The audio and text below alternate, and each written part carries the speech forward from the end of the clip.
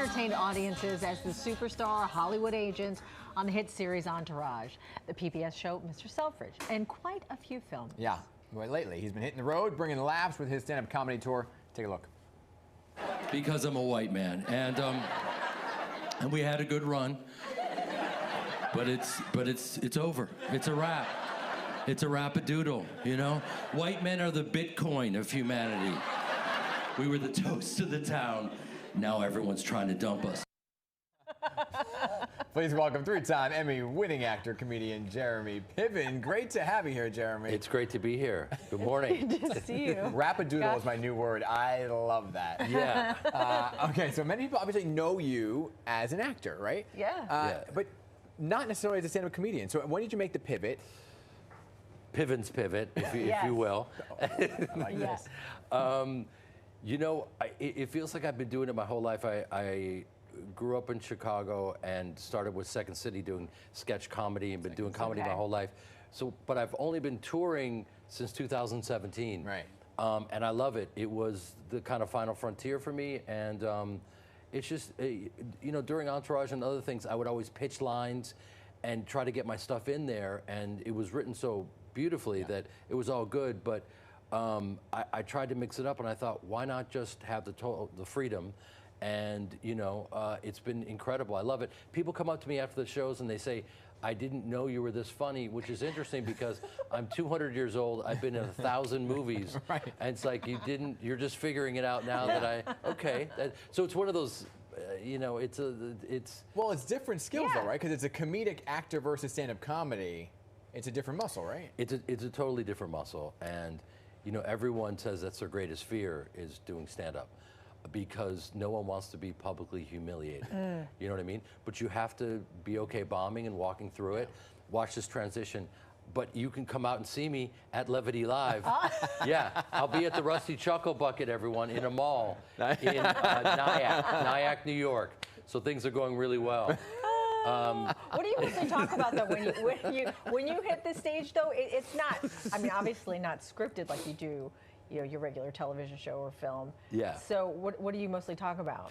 I unpack everything. Selfishly, you know, I give the people what they want. I know that people really do miss Ari Gold, and there's there's this whole new demographic of these young guys that during the pandemic binged it. So these 21-year-old guys running up to me go, yeah, I'm a douchebag because of you, bro. It's adorable. And I'm at the urinal, sir.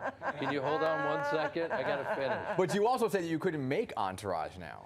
You couldn't make it because the irony is that people miss it and they just want to laugh now more than ever. You guys know that. Yeah. I mean, I think that because of everything that we're going through, we want to go and make sense of it, and that's what comics do, and laugh. Do you think there could ever be a reunion show of Entourage? Well, imagine we had billboards, right? So imagine those billboards today. 5 straight, white, focused men coming straight at you. You know, people will be like, is that a documentary about January 6th? Why is it, where are they going? Are they going to the Capitol? So, yeah, we're doing jokes early in the morning, kids. Right, Sorry. Right. No, it's all good. So, Oh my gosh, so I what can't are right now. you? So you're incorporating everything kind of into your comedy bits right now. So you're using real events that are happening. Absolutely. Right? What else are you doing? Like personal stuff. Personal stuff. Everything I said is Ari Gold, I said to my mother's face. Okay. Because she's my acting teacher, and people don't know that. And so I run lines with her. And Is this people- it's a true story? True story, 1,000%. Joyce Piven, she's a total pro. So it's selfishly, it's my way of doing Ari Gold on stage and doing bits. And he was so offensive, I would literally just repeat those bits, and my mom would just, you know, would focus and then give me a note. But they're like, how could you say that to her face? Yeah. Because Ari was, you know, just filthy. You have Absolute filth. You have a thing with working for family, right? Or Yes. with family. Yeah. Because now you're working with your sister. Yeah, Shira Piven, my sister, just directed me in a film that's out in December 27th, called The Performance. And I play a tap dancer, and when I would pitch the film, they would have the same look you have on your face right now, which is, there's no way. You know, they would So laugh you in my tap. face, and they'd go, check, please, let's get out All of right, here. Twinkle Toes. Here's what happened. They said no for a decade. We're not going to Really? make this movie. And so I worked with a guy here, Jared Grimes, who's a brilliant tap dancer and choreographer and actor.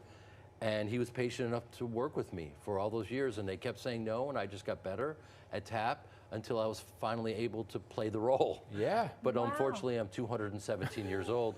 But you know, you're never too young, kids. Never too young. So how's the tap move?